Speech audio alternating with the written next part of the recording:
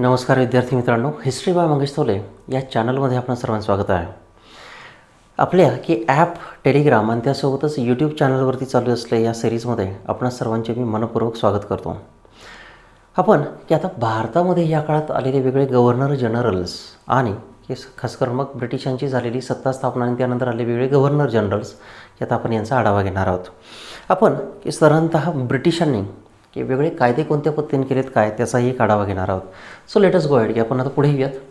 त्यामध्ये साधारणतः governor generals या प्रक्रियेमध्ये साधारणतः आपण आता आढावा घेणार आहोत की सगळ्यात पहिला गव्हर्नर जनरल जो आला तो म्हणजे मग Warren Hastings. East India Company आणि खास करून मग रॉबर्ट क्लाइव्ह हे जरा करप्ट प्रकरणं मानले जात होतं. रॉबर्ट क्लाइव्ह प्रचंड गर्भश्रीमंत चालता आणि त्यासोबतच की तो सर्वसामान्य घरातील होता आणि किरकोळ कारकून होता आणि गुंड होता तसा. मग ब्रिटिशांनी त्याच्यावरती एवढे खटले भरले की मग त्यातच तो संपला तसा. मात्र आता की ईस्ट इंडिया कंपनी मात्र प्रचंड प्रबळ होत होती. ईस्ट इंडिया कंपनीकडे ब्रिटिशांपेक्षाही मोठा भूभाग होता तो म्हणजे बेंगॉल. ब्रिटिशांपेक्षाही जास्त ॲन्युअल बजेट त्यांचं असं आहे आणि त्यासोबतच की दुसरी महत्त्वाची घटना कोणती तर रिसोर्सेस सगळ्यात जास्त बेंगॉलमध्येच होते. उद्या अशी वेळ आली होती की रॉबर्ट क्लाइव्ह किंवा वॉरन हेस्टिंग्स सारखे लोक की बंगालला बेस बनवून ब्रिटनच ताब्यात येतील की काय. आणि खरोखरच ते खूपच ॲरोगंट होते, शार्प होते, मेथॉडॉलॉजीमध्ये मेहनत घेण्याची त्यांची प्रचंड क्षमता होती, की त्यात कोणतीच तोड नव्हती. मात्र आता की ब्रिटिश ईस्ट इंडिया कंपनी इथं जरा डोळ्यात सलू लागली. हे जे लोक होते ते एवढ्या लॅविश पद्धतीने राहत की विषय संपला. सगळे की लोक एका पद्धतीने मग आता चेंज होऊ लागले आहेत की यांच्याबद्दल दुमत होऊ लागलं आहे की त्यांना तिकडं नवाब असं म्हटलं जाऊ लागलं आहे. नवाब किंवा नवाब असं त्यांचं एक पॉप्युलर नाव तिथं आलं आहे. व यांचं प्रमुख कार्य काय तर भारताला लुटायचं आणि स्वतःचे खिसे भरायचे. मात्र यांनी लवकरच ईस्ट इंडिया कंपनी बँकरप्ट झाली आहे असं दाखवलं. कारण ईस्ट इंडिया कंपनी प्रचंड नफ्यात होती. उद्या ब्रिटिश राजा आणि राणी देखील ती कधीही ताब्यात घेऊ शकतील अशी शंका निर्माण झाली. कारण शेवटी कायदा असतो की सरकारला चॅलेंज करता येत नाही. तर मग आता हीच प्रक्रिया इथं पुढील टप्प्यामध्ये देखील निर्माण होऊ लागली होती. आता ईस्ट इंडिया कंपनी एका पद्धतीने इथे की चांगलीच डॉमिनंट होत असताना ईस्ट इंडिया कंपनीकडून एक मूर्खपणा झाला. तो कोणता तर त्यांनी ब्रिटिश पार्लमेंटला या काळात कंपनी बँकरप्ट आहे असं दाखवलं आणि की मग ईस्ट इंडिया कंपनीने ब्रिटिश पार्लमेंटकडून काही कर्ज उभारलं आहे. पार्लमेंटने हसत देऊन टाकलं, ले जाओ, आणि मग लाखो पाऊंडांचं कर्ज दिलं. मात्र त्यासोबतच कंपनीवरती नियंत्रण आणणारा एक कायदा देखील दिला आणि तो कोणता तर मग रेग्युलेटिंग ॲक्ट. सो वॉरन हेस्टिंगच्या काळात 1773चा रेग्युलेटिंग ॲक्ट आला, नियमन कायदा.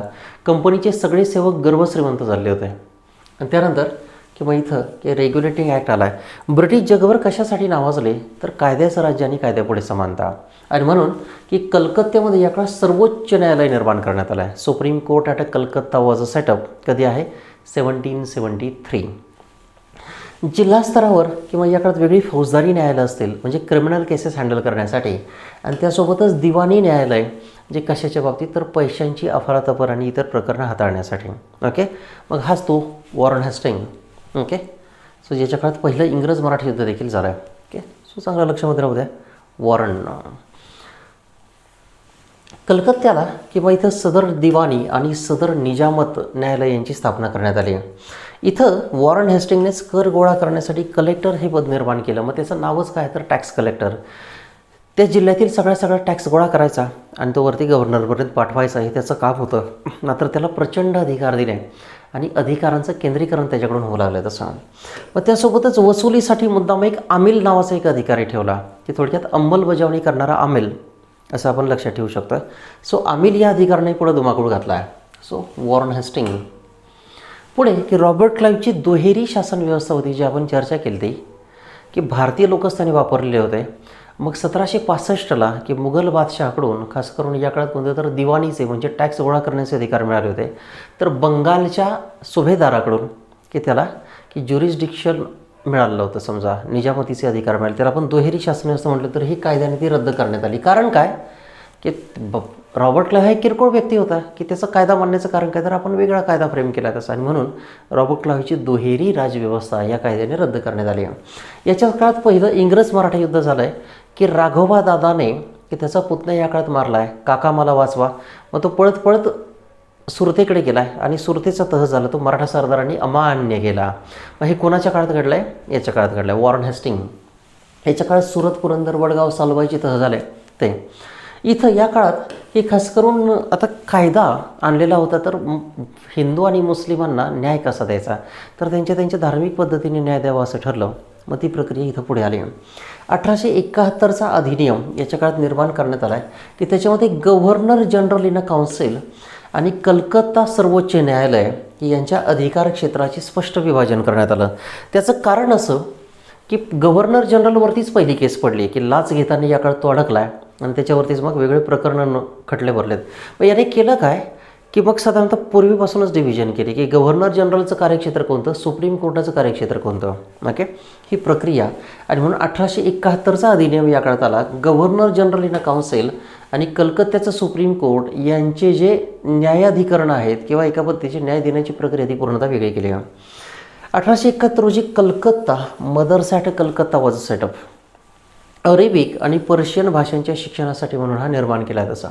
ओके, पुढील टप्पा की वॉरन हेस्टिंग की याच्या काळात मग संन्याशांची बंड होते, तर ते त्याने अत्यंत क्रूर पद्धतीने दडपलेत. आणि बंकिमचंद्र चॅटर्जी यांच्या आनंदमठ या कादंबरीमध्ये की हेस्टिंग हा क्रूर कर्म म्हणून एका पद्धतीने नोंदवला गेला तसा की या सगळ्या प्रकरणाला हेस्टिंगच जबाबदार आहे तसा. याच्या काळात की वेगवेगळे विवाहावरती कर असत की जसं पेशवाईमध्ये विधवांच्या पुनर्विवाहावरती पद्दम नावाचा एक टॅक्स असते, पद्दम. त्यासोबतच विजयनगर साम्राज्यामध्ये जर लग्न करायचं असेल तर वेगळा कर भरावा लागेल. मग हे जे विवाहावरचे कर होते की तो म्हणलं की दोन प्रेमी जर एकमेकांशी मिळत आहेत किंवा जन्मजन्माचं नातं निर्माण होतं तर कर का लादावा, तो रद्द केला. मग कित्येक प्रियकर प्रेयसींनी एका पद्धतीने त्याचे आभार देखील मानले. त्यासोबतच याच्या काळात गुलामगिरीची प्रथा बंद करण्याचा प्रयत्न करण्यात आला आहे की जो आपल्याला झालेल्या या प्रिलिममध्ये प्रश्न विचारला होता की राईट अगेन्स्ट एक्सप्लॉटेशन. ओके, की तो होता वेठबिगारी किंवा गुलामगिरीची प्रथा. कर वसुलीसाठी त्याने कर समिती आणि रेव्हेन्यू बोर्डाची स्थापना केली आहे. ओके, कर समिती आणि रेव्हेन्यू बोर्डाची स्थापना. पुढे की साधारणतः हा जो 1773चा रेग्युलेटिंग ॲक्ट आला होता त्याच्यामध्ये भरपूर डिफेक्ट्स होते. There was a no clarity आणि म्हणून समस्या निर्माण झाल्या होत्या. मग पुढे की एक सर ज्युनियर पीठ म्हणून होता, सिनियर पीठ आणि ज्युनियर पीठ असे दोन होते. तर या ज्युनियर पीठने की पिट्स इंडिया ॲक्ट, तसं तर इंडिया ॲक्ट म्हटलं होतं, मात्र त्याने पीठ निर्माण केलं म्हणून त्याला पिट्स इंडिया ॲक्ट असं देखील म्हटलं गेलं आहे. यामध्ये की साधारणतः पिट्स इंडिया ॲक्ट आणि खास करून मग गव्हर्नर जनरल या काळात वॉरन हेस्टिंगच होता, त्याच्या काळात दुसरं म्हैसूर युद्ध झालं आहे. ओके, पिट्स इंडिया ॲक्ट आणि त्यानंतरची जी प्रक्रिया होती की साधारणतः 1880 ते 84च्या दरम्यान या काळात दुसरे सेकंड अँग्लो म्हैसूर वॉर चालू होतं, ज्यामध्ये मग टिपूचे वडील हैदर अली मराठी आणि निजाम या काळात ब्रिटिशांशी लढत होत्या. बनारसचा राजा चेतासिंह प्रकरण झालं की याने केलं काय तर वॉरन हेस्टिंगलाच या काळात लाच दिलेली होती. मग त्याच्या विरोधातच पहिली केस सुप्रीम कोर्टामध्ये स्वतः डायरेक्ट वॉरन हेस्टिंगच्या विरोधातच निर्माण करण्यात आली आणि म्हणून त्याने सुप्रीम कोर्टाचे पंख छाटण्याचा प्रयत्न केला. इतकं की ते पुढं सुप्रीम कोर्ट अस्तित्वामध्ये आहे की नाही याबद्दलच काही गॅरंटी नव्हती. ओके, सो बनारसचा राजा चेतासिंह प्रकरण. पुढे 1878 रोजी हेस्टिंगवरती ब्रिटनमध्ये महाभियोग लावण्यात आला आहे. जसं मग आपलं राष्ट्रपतीवरती महाभियोग आहे समजा तसा की त्याला पदावरून काढणं किंवा गादीवरून दूर करणं, तर या वेगळ्या पद्धती आहेत ते आपण इथे पाहू शकतो. मग अयोध्येची बेगम होती, तिच्याकडून त्याने लाच घेतली होती. त्यासोबतच मग इथं नंदकुमार नावाचं एक प्रकरण घडलं, तेही लाच देण्या घेण्याशी संबंधित होतं. आणि मग हा तर बदनाम झाला आहे की ऐसा थोडी नाही की नाम नाही हुआ लेकिन बदनाम हो गया. ओके, पुढे याच्याच काळात एशियाटिक सोसायटी ऑफ बेंगॉल, भारतातील वेगळे जे पुरातन ग्रंथ आहेत की त्यांचा वारसा या काळात जपणं, ब्रिटिशांनी इतिहासामध्ये प्रचंड रस घेतला होता. जसं एल्फिस्टनबद्दल आपण पाहिलं होतं की इतिहासात यांनी प्रचंड रस घेतला. मग साधारणतः 1784 रोजी हेस्टिंग्स आणि विलियम जोन्स, ओके, की मग the founder of Asiatic Society of Bengal sir William Jones याने भारतातील वेगळे पुरातन ग्रंथ गोळा केले. आणि गोळा केल्यानंतर पुढील टप्प्यामध्ये की मग कालिदासाचं शाकुंतलम किंवा अभिज्ञान शाकुंतलम नावाचं नाटक होतं, त्याचं त्याने ट्रान्सलेशन केलं पुढे. यावेळी याच्या काळात मग रोहिला युद्ध चालली आहेत. त्यासोबतच कलकत्त्यात की सरकारी टांगसाळी म्हणजे काय तर कॉईन्स निर्माण करणारे, जसं आपलं 5 रुपयांचं कॉईन आहे, 10 रुपयांचं कॉईन आहे, ते कॉईन्स निर्माण करणाऱ्याला टांगसाळी असं म्हटलं जाईल. त्यासोबतच कागदी चलनाचा प्रयोग केला, मात्र तो फसला आहे. ओके, पेपर करन्सी जी होती की भारतीयांना अजून सवय लागली नव्हती. जसं पूर्वी मोहम्मद तुगलकाचा प्रयत्न फसला होता तसा हा प्रयोगही फसला त्याचा. याच्याच काळात कंपनीला मीठ बनवण्याचा अधिकार मिळाला आणि मीठ बनवण्याचा अधिकार मिळालेला असल्या कारणास्तव की मग कंपनीने पुढं मक्तेदारी निर्माण केली की आमच्याशिवाय ईस्ट इंडिया कंपनीशिवाय कोणीही मीठ बनवू शकत नाही तसं. ओके. त्यासोबतच महसूल वसुलीचे जे अधिकार होते ते लिलावाच्या पद्धतीने दिले, ज्याला पूर्वी इजारा सिस्टम असं म्हटलं जाईल. ते मोहम्मद तुघलकाच्या आणि नंतरच्या काळात होते. मग समजा की लिलाव पद्धतीने म्हणजे काय की एखादा जमीनदार आहे, तो जमीनदार पूर्वापार 1,00,000 रुपये देतो आहे दर वर्षाला राज्यकर्त्यांना, शासकाला. मग शासकाने काय केलं की 1,00,000 भागत नाही आहे की अजून कोणी देऊ शकतं का की मी त्याला अधिकार देतो. हे लोक म्हणले की ठीक आहे. मग एक जण म्हणलं 1,10,000 देतो, मग हा म्हणायचा की घेऊन टाक. पुढे एखादा म्हटलं 1,50,000 देतो, हा त्याच्याकडून अधिकार काढायचा, याला देऊन टाकायचा. मात्र इथं शोषण कोणाचं होईल तर सर्वसामान्य शेतकऱ्याचं शोषण होऊ लागलं आहे. ओके. मग त्यालाच आपण लिलाव पद्धती असंही म्हणत आहोत. 1774 साली की सर्व जिल्ह्यांचे त्याने 6 डिव्हिजन केले आणि त्यावरती मग वेगळे कलेक्टर आणि डिव्हिजनल कमिशनर की जे सध्याचंही प्रारूप आहे हे त्या काळात त्यांनी निर्माण करण्याचा प्रयत्न केला तसा. ओके. मात्र मग त्याच्यामध्ये यश अपयश आणि वेगळीच कारण मीमांसा आहे पुढे तशी. संपूर्ण हिशोब तपासण्यासाठी की प्रोज कॉन्स, महसूल किती गोळा होतो आहे काय, हे सगळं तपासण्यासाठी त्याने राय रावत नावाचा एक भारतीय पदाधिकारीच निर्माण केला. हा राय रावत की साधारणतः पहिला कोण होता की राजा राजवल्लभ नावाचा होता की याला मग कलेक्टरच्या ऐवजी यालाच कर वसुलीचे अधिकार देण्यात आले. सुरुवातीला त्याचं काम होतं की क्रॉस चेक करणं, चेक्स अँड बॅलन्सेस सिस्टम. मात्र नंतर याच्याकडेच अधिकार दिले. ह्याच्यानंतर पुढील टप्प्यामध्ये आला आहे की तो म्हणजे मग लॉर्ड चार्ल्स कॉर्नवॉलिस, की हा भारतामध्ये येणारा पहिला लॉर्ड होता. He was the first lord who came to India. Cornwallis की साधारणतः कोणत्या प्रकरणासाठी गाजला आहे चार्ल्स कॉर्नवॉलिस, तर भारतात येणारा पहिला लॉर्ड. मग जसं काल आपण थोडीशी चर्चा केली आहे की भारतामध्ये समजा पाटील नावाची व्यवस्था आहे किंवा पटेल किंवा पटीदार किंवा रेड्डी किंवा नायकार समजा अशी वेगळी नावं आहेत की व्हिलेज हेड म्हणून. मग पाटलाची सगळी मुलं पाटील असतात, तसं इकडं लॉर्डची सगळी मुलांना लॉर्ड असं म्हटलं जात नाही, फक्त मोठ्या मुलालाच म्हटलं जातं. मग जॉर्ज डब्ल्यू वॉशिंग्टन याने अमेरिकन स्वातंत्र्य लढ्यामध्ये की याचा आल्या आल्या पराभव केला होता की जसा पोहोचला तसा हरवला आणि जसं लिंबू टिंबू की निघ बन इथून. मग हा थोडा डिप्रेशनमध्ये गेला होता. ब्रिटिश राजा आणि राणी याला सांगितलं की कूल डाऊन बेबी, की आम्ही तुला मोठी संधी देतो, तशी अमेरिकेपेक्षाही महत्त्वाची वसाहती म्हणजे भारत आहे, तो तिथं येऊन राज्य कर. मग स्वतःचं कॉन्फिडन्स वाढवण्यासाठी की साधारणतः मग त्याने भारतामध्ये येण्याचं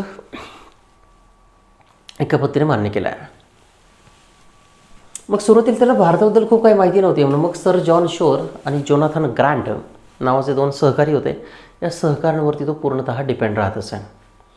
मग करासंबंधित वेगळे खटले आणि त्यासोबतच दिवाणी खटले हा फरक त्याने समाप्त करण्याचा प्रयत्न केला आहे.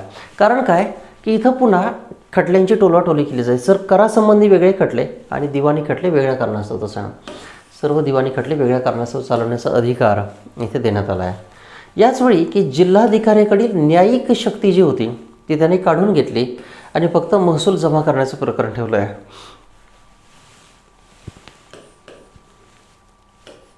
मग हा जो डिस्ट्रिक्ट कलेक्टर होता की कलेक्टरचं काम काय तर मग टॅक्स गोळा करणं. मात्र पुढे की याच कलेक्टरकडे पूर्वी काय केलं होतं तर DMचे पण अधिकार दिले ते, म्हणजे कोणतं तर न्याय देण्याचे अधिकार. ओके. मग 1 man 2 पोस्ट होत्या ज्या आजही आहेत बऱ्यापैकी.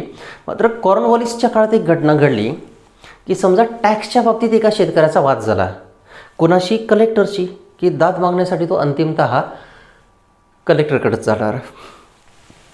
मग आता DC आणि DM हे समजा कलेक्टरसोबत की टॅक्स मागण्यावरून वाद निर्माण झाला, तो तिथे पोहोचला.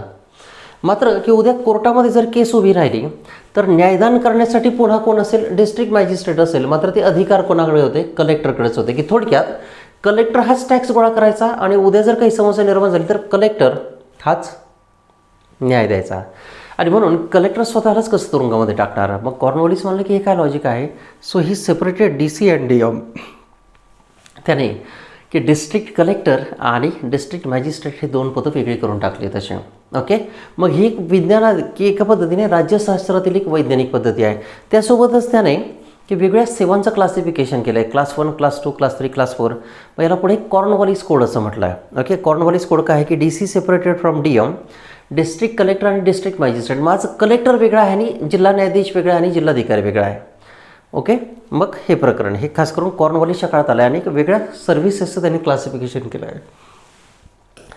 1793च्या नियमानुसार की साक्षीदाराला की समजा तो एखाद्या विशिष्ट धर्माचा असेल तर मग पूर्वीचे जे न्यायाधीश होते की ते धर्मावरून सगळं काय ठरवून टाकत की समजा की वरच्या जातीतील खालच्या जातीतील मग समजा की तो कोणाकोणाचं सहकार्य घेतो आहे किंवा त्याने कोणता प्रसंग पाहिला आहे आणि तो कोणाच्या विरुद्ध साक्षी देतो हे जातीवरून ठरलं जातं. कॉर्नवॉलिस म्हणलं की व्हॉट द हेल की तुम्ही काय करताय समोरखासारखं. तो साक्षीदार आहे आणि तो निष्पक्षपातीपणेच त्याच्याकडून सगळं तुम्ही उकळून घेतलं पाहिजे असं एका पद्धतीने त्यांचं म्हणणं होतं. So this is the Lord Charles Cornwallis. Okay, the most famous one की ज्याने पुढं भारताचं राजकारण सगळं बदलून टाकलं तसं.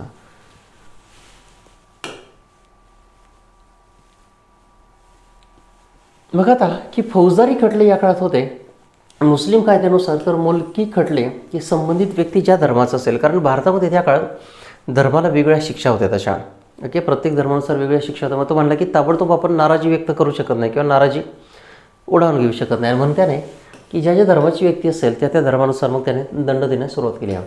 मात्र इंग्लिश कायद्याच्या पद्धतीने की समजा दोघांमध्ये जर मतभेद झाला की हिंदूंच्या पद्धतीने न्यायदान करायचं की मुस्लिमांच्या, मग शेवटी इंग्रजी पद्धतीने न्यायदान करण्यास त्याने सुरुवात केली तसे. ओके, पुढे की त्याने सुप्रीमसी आणि सोवर्जिनिटी ऑफ लॉ की कायद्यापुढे सगळे लोक एका पद्धतीने समान असतील आणि कायदा हा एका पद्धतीने का असेल की जेणेकरून मग सुप्रीम असेल सोवर्जिन असेल हे तत्त्व भारतामध्ये लागू करणारा तो पहिला होता. मनुस्मृतीमध्ये की तत्त्व जे आहे की साधारणतः क्लास 1 क्लास 2 क्लास 3 क्लास 4 की थोडक्यात ब्राह्मण क्षत्रिय वैश्य शूद्र आहे समजा की आजच्या भाषेमध्ये जर आपण म्हणलं तर. मग मनुस्मृती काय सांगते, वर्णानुसार वेगळी शिक्षा, जातीनुसार वेगळी शिक्षा. मग हा काय म्हणतोय की व्हॉट द हेल की सगळे कोणीही कोणत्याही पद्धतीची शिक्षा सोनाली काही केलं तरी समान पातळीवरती आणा असं एका पद्धतीने त्यांचं म्हणणं होतं. त्याने पोलीस प्रशासनामध्ये या काळात सुधारणा केल्यात. इंडियन पोलीस याची त्यांनी निर्मिती केली. पोलीस दलांवरील जमीनदारांचे अधिकार होते ते त्याने काढून घेतलेत. मग पोलीस दलांवरील जमीनदारांचे अधिकार म्हणजे कोणते की पोलीस हे जमीनदारांच्या हाताखालचे बाहुले असत एका वतीने. तो म्हणलं की आपण सरकार आहोत और सरकार सबसे बडा होता है, एक सरकार से बडा कोई नाही होता आणि तुम्ही सरकारचे एजंट आहात आणि म्हणून मग पोलीस दलावरील जमीनदारांचे अधिकार होते ते त्यांनी काढून घेतलेत. शेरशाह सुरीचा त्याने खूप सखोल अभ्यास केला की फक्त 5च वर्ष राज्य केलं शेरशाहने. मात्र इतकं करून ठेवलं की पूर्वी कोणाला जमलेलं नाही आणि नंतरही कोणाला जमलं की अगदी ब्रिटिशांनी देखील शेरशाहची स्तुती केली आहे. मग दर 20 महिलांवरती त्याने पोलीस चौक्या उभारल्यात. त्यासोबतच जिल्ह्याचे क्षेत्रफळ 400 चौरस किलोमीटर असेल असं त्याने घोषित करून टाकलं आहे. प्रत्येक जिल्ह्यावरती दरोगा नावाचा एक प्रसिद्ध अधिकारी त्याने ठेवला आहे की जो पूर्वी मुघलांच्या काळात होता तो भारतीय अधिकारी ठेवला आहे. आणि मदतीसाठी की या दरोगाला मदतीसाठी मग तो पोलीस म्हणू लागला आहे. जसं आपण गंगाजल चित्रपट पाहिला तर मग दरोगा मग निराम. ओके, तर आपल्या सर्वांना आठवत असेल तर दरोगा हे त्या काळातील प्रचंड मोठं पद होतं. मुद्दामून की नंतरच्या टप्प्यात त्याची प्रतिष्ठा कमी केली आपण. 1791चं नियमन या काळात केलं की पोलीस अधीक्षकांच्या शक्तीचं निर्धारण केलं. ओके, पोलीस निर्धारण की एका पद्धतीने SP अधिकार काय समजा तसे ते. पुढे त्याच्या काळात घडलेल्या वेगळ्या काही प्रशासकीय सुधारणा आपण त्यांचे आढावा घेऊयात.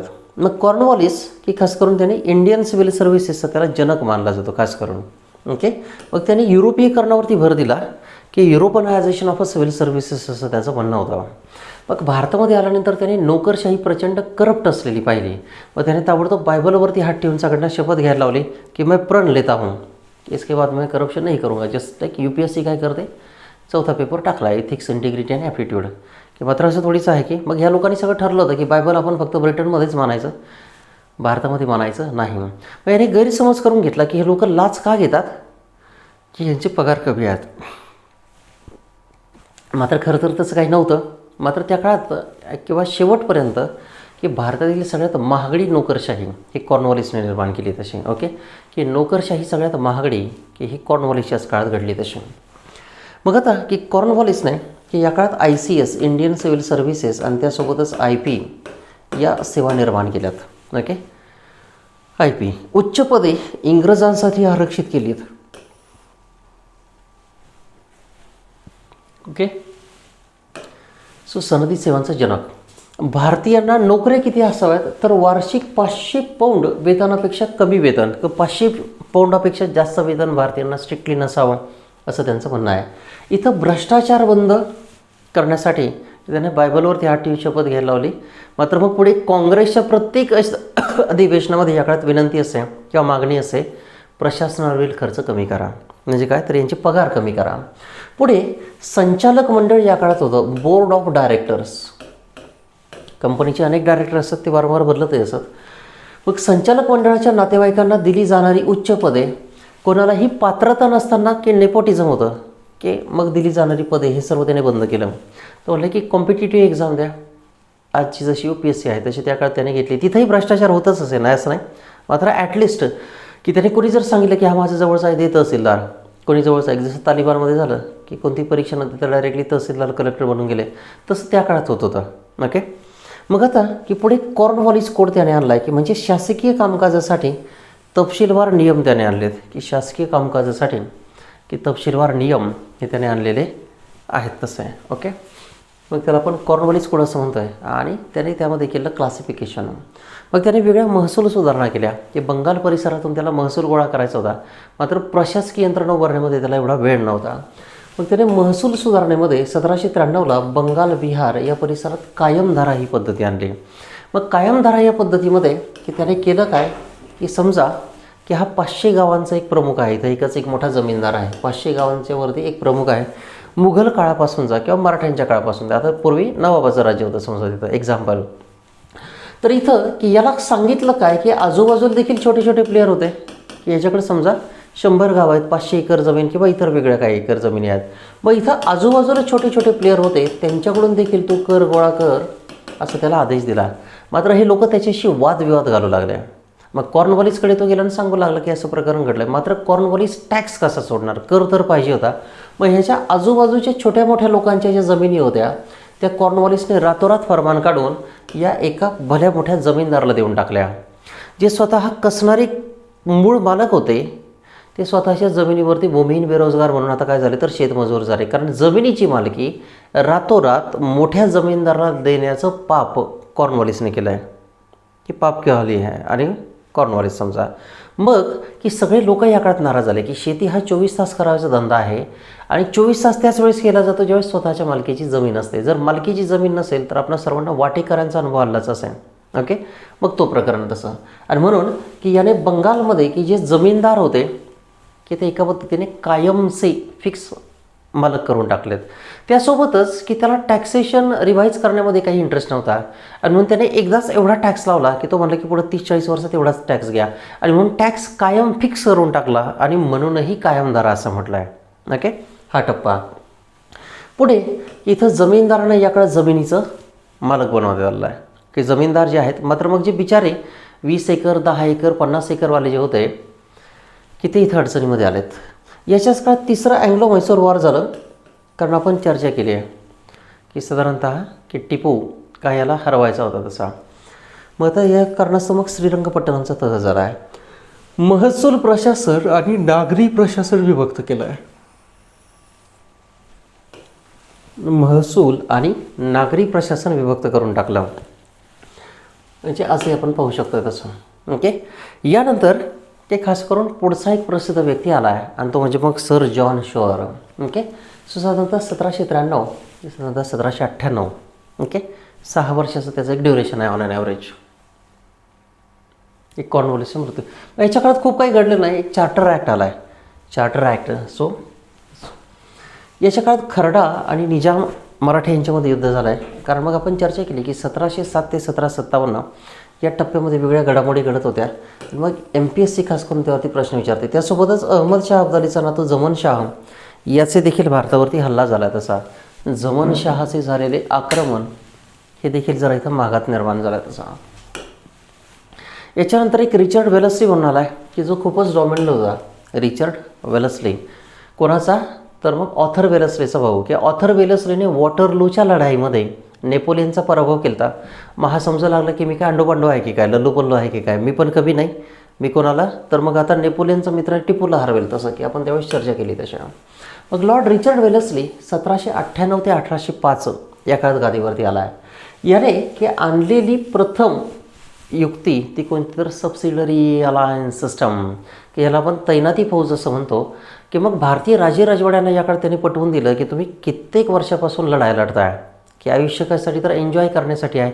मग वेगळे नृत्य करा, पब डिस्को डान्स बारमध्ये जात जा. आणि ऑलरेडी या राजांचे होतेच, मग तो त्यांना युरोपात पाठवण्याचा वेळ निर्माण केला त्याने. वेगळ्या राजवाड्यांना युरोपात पाठवू लागला. तिकडची चटक त्यांना लावली तशी. मग सांगितलं की तुमचे युद्ध आम्ही लढू, तुमचे युद्ध आम्ही लढूत. मग समजा की म्हैसूर परिसर आहे किंवा मग सुरुवातीला तर हैदराबादच्या निजामाला दिली. समजा हैदराबादच्या निजामचा की बाजूला मग कोणता, तर मग कर्नाटिकचं नाव आहे किंवा इकडं मराठी आहेत. मग समजा मराठ्यांनी आक्रमण केलं तर निजामाने लढायचं नाही, ब्रिटिशांचं सैन्य लढेल. कारण त्यांचं सैन्य कसं कवायती सैन्य, लेफ्ट राईट सकाळ संध्याकाळी या काळात बंदुका घेऊन कवायत करणं, की त्यांना फिजिकली फिट ठेवलं जाईल. 24 तास की ते लढण्यासाठी कधीही तयार असतं. त्याला पण स्टँडिंग आर्मी असंही म्हटलं होतं तसं. Okay, so standing army. मग हेच प्रकरण सबसिडरी अलायन्स सिस्टम हे काय करत असे की तुमची युद्ध आम्ही लढतो, फक्त आमच्या सैनिकांना पगार द्या. मग राजे म्हणले की it is very good idea. मात्र की या सैनिकांवरती नियंत्रण राजाचं नसेल तर ब्रिटिशांचं असेल हे नंतर त्यांना कळालं आणि मग त्यांची अक्कल मर्यादित झाली तशी. मग आता 1800 रोजी कलकत्ता या ठिकाणी त्यांनी फोर्ट विलियम महाविद्यालयाची स्थापना केली. Fort William. याच्याच काळात 1799 रोजी म्हैसूरचं युद्ध झालं आणि त्यात टिपूचा मृत्यू झाला आहे. दुसरे मराठा युद्ध 1803 ते 1805 या काळात झालं आहे. 1802ला की साधारणतः वसईचा तह, कारण यशवंतराव होळकराने बाजीरावला मारण्यासाठी सगळं पुणे जाळलं जवळपास, तर बाजीराव पळून वसईला गेला, की त्याचे वडील सुरतेला गेले तर बाजीराव वसईला गेला आणि तैनाती फौजेच्या बेड्या या काळात स्वीकारल्या. ओके, 1802ला हे पुन्हा मराठा सरदारांनी नाकारलं आणि म्हणून इंग्रज मराठा युद्ध या काळात घडलं तसं. So Richard Wellesley. 1803 रोजी की लॉर्ड लेकने दिल्ली आणि आग्र्यावर देखील कब्जा मिळवला आहे. लॉर्ड लेक. ओके, सो दिल्ली आणि आग्र्याचा देखील ताबा मिळवला आहे. सम्राट शाह आलम याला त्यांनी ताब्यामध्ये घेतलं तसं. त्यासोबतच मग तंजावर 1799, सुरत 1800, कर्नाटक 1801 रोजी ताब्यात घेतला आहे. हा काय होता तर मेंबर ऑफ पार्लमेंट होता, मेंबर होता, ब्रिटिश संसदेचा मेंबर होता तसा. तो मराठ्यांच्या राजकारणाला विकृत, कारस्थानी, कपटी आणि धूर्त आहेत असं म्हणत. कारण या काळात कोण होतं तर मग नाना फडणवीस होता, की त्याने ब्रिटिशांना की हैदर अली, निजाम आणि मराठे ह्या 3 सत्ता एकत्र आणून की त्याने नाकीनं आणलं होतं, की खास करून महादजी शिंदे आणि नाना फडणवीसांनी यांना नाकीनं आणलं होतं. आणि म्हणून मग मराठे बोलतात एक, करतात वेगळं, असंच काहीतरी त्यांचं कॅरेक्टर आहे. म्हणून हे विकृत आहेत, धूर्त आहेत, कपटी आहेत असं एका पद्धतीने वेलस्लीचं म्हणणं आलं आहे तसं. ओके, मग याच्यानंतर पुढील व्यक्ती आला आहे तो म्हणजे मग सर जॉर्ज बार्लो. वेलस्लीनंतर बार्लो आला आहे. मग 1805 ते 1807. आता क्वेश्चन कसा फ्रेम होऊ शकतो, मराठ्यांच्या पहिल्या इंग्रज मराठा युद्धाच्या वेळेस गव्हर्नर कोण होता, वॉरेन हेस्टिंग. दुसऱ्या इंग्रज मराठा युद्धाच्या वेळेस कोण होता, रिचर्ड वेलस्ली. तिसऱ्या वेळेस कोण होता तर lord Hastings. So Warren Hastings वेगळा आणि लॉर्ड हेस्टिंग वेगळा. ओके, सो असा एखादा क्वेश्चन फ्रेम होणं गरजेचं आहे MPSCसाठी. आता पुढे यात बार्लो की अरे होळकरांसोबत राजापूर घाटाचा करार केला आणि दुसरे इंग्रज मराठा युद्ध इथं चालू झालं आहे. 1806 रोजी वेल्लोरच्या शिपायांचा इथं उठाव झाला आहे. वेल्लोरच्या शिपायांचा उठाव. पुढे इथं बेंटिक जो आहे, विलियम बेंटिक, हा मद्रासचा गव्हर्नर म्हणून पुढे आला आहे. तसं बाकी खूप काही वेगळं झालं नाही. मात्र 1806 की या ठिकाणी की ब्रिटिशांनी आदेश काढला होता की हिंदूंनी कपाळावरती टीका लावायचं नाही, मुस्लिमांनी दाढी मिशा वाढवायच्या नाहीत, त्यासोबतच छातीवरती क्रॉस ठेवावा लागेल, ख्रिश्चन पद्धतीच्या प्रार्थनांमध्ये सहभाग घ्यावा लागेल. तर भारतीय सैनिक नाराज झाले आणि त्यांनी 93 गोरे अधिकारी तामिळनाडू परिसरातील वेल्लोर या ठिकाणी मारून टाकले होते, चेन्नईजवळ आहे. आणि म्हणून याला 1857 उठवायची चाहूल असं म्हटलं आहे. कोणाच्या काळात घडलं आहे, sir Barlow.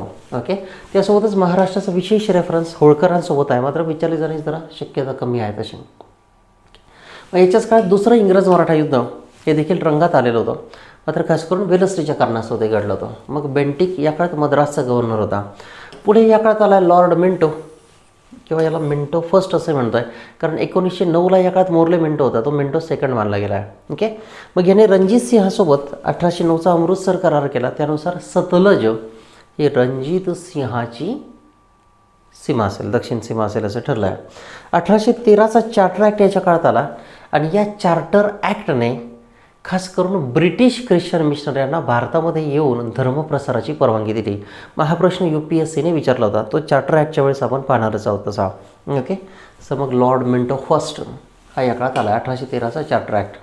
Okay, so this is the Minto first. आणि हा कोण आहे तर इकडे जॉर्ज बार्लो आहे महोदय, आणि यानंतर मग की हे महोदय आहेत तसं आहे. पुढे की साधारणतः कोण आला आहे तर मग लॉर्ड हेस्टिंग्ज. ओके, हेस्टिंग आला गादीवरती 1813 ते 1823, 10 वर्ष गादीवरती होता. मग काय घडलं आहे तर नेपाळशी या काळात युद्ध झाले आणि त्याला मार्किस ऑफ हेस्टिंग्स असं म्हटलं की थोडक्यात की तिकडं आमिर उमराव किंवा सरदारांसारखी एक मोठी पदवी होती ती त्याला मिळवून दिली तशा, कारण त्याने काहीतरी नेपाळचा पराभव केला तसा. Okay, so Hasting.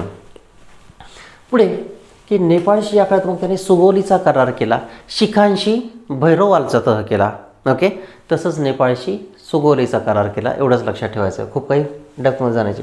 तिसऱ्या इंग्रज मराठा युद्धामध्ये या काळात पेशवाई संपवली, त्याला आपण पेंढारी युद्ध असंही म्हणतो आहे. आणि त्र्यंबक डेंगळेने गंगाधर पंताचा खून केला होता, बडोद्याच्या गायकवाडांच्या राजदूताचा खून केला म्हणून ते युद्ध झालं आहे तत्कालिक कारण.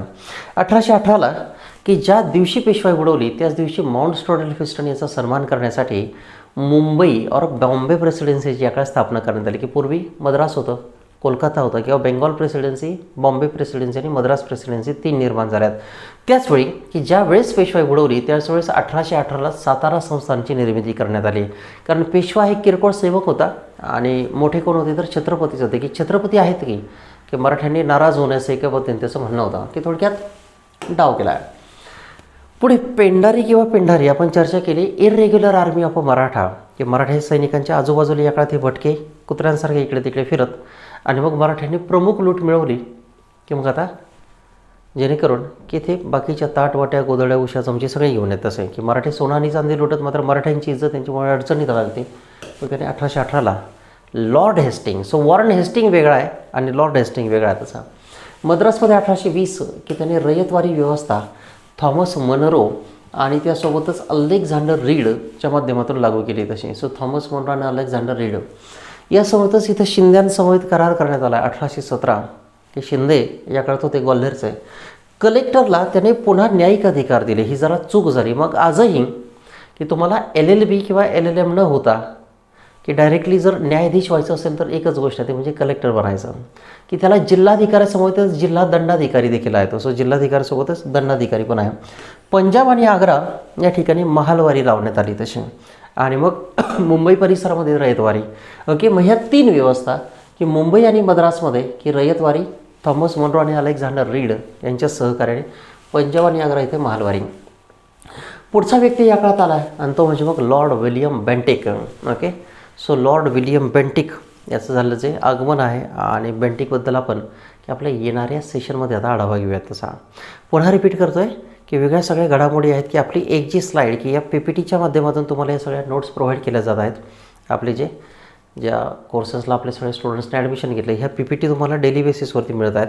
तर एक PPT सलग 8-8, 10 वेळेस वाचून घ्यायची की पुन्हा की जेणेकरून वेगळं मेमोराईज करण्याची ती आवश्यकता ठेवायची नाही. तशी की फक्त 2 तास वाचायचं आणि 8 तास, 6 ते 8 तास ते पुन्हा पुन्हा रिवाईज करायचं. की हा जो फॉर्म्युला आहे दिल्लीतील स्टुडंटचा तो तुम्ही देखील राबवा. आणि म्हणून मग एका PPTवरती जे दिलं ते 8-8, 10 वेळेस वाचायचं. एकदा वाचून सोडून द्यायचं नाही तसं.